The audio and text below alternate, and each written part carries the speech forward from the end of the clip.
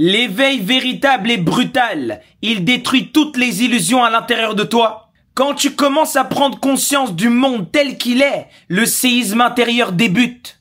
Tout ce que tu croyais savoir, tout ce que tu pensais être, s'effondre. Les gens qui passent par ce moment-là, ils vont se dire que rien n'a plus de sens, qu'eux-mêmes n'ont plus de sens. Ce vide n'est pas une perte, c'est la désidentification au personnage que tu jouais depuis ta naissance.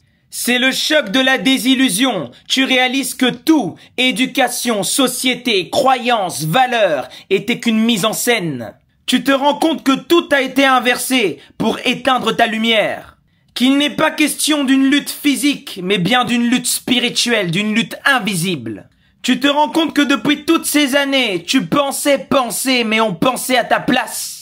Le décor s'écroule et il ne reste plus que toi face à ce vide. Certains sont devenus fous, d'autres ont réussi à surpasser le choc. Pourquoi c'est si violent? Parce que tu arrêtes de nourrir l'illusion qui t'a façonné depuis que tu es né.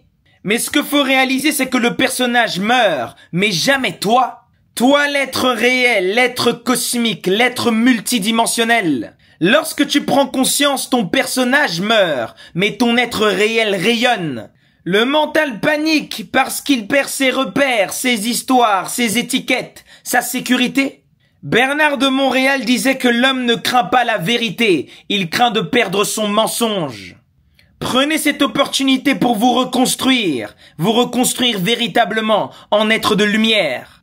Une fois que le masque est tombé, tu peux bâtir sur le roc, plus sur le sable mouvant des mensonges. L'éveil véritable ne te donne pas un nouveau rôle, il te rend à ton état originel. Il n'y a rien de confortable, c'est brut et violent, mais c'est vrai. Si tu sens que tout s'écroule autour de toi et que tu ne comprends plus rien, faut te féliciter, c'est le signe que tu cesses de comprendre uniquement en tant que personnage. Je vous dis qu'il faut mourir avant de mourir. Tout ce qui meurt, c'est le faux, tout ce qui reste, c'est l'infini, l'éternel.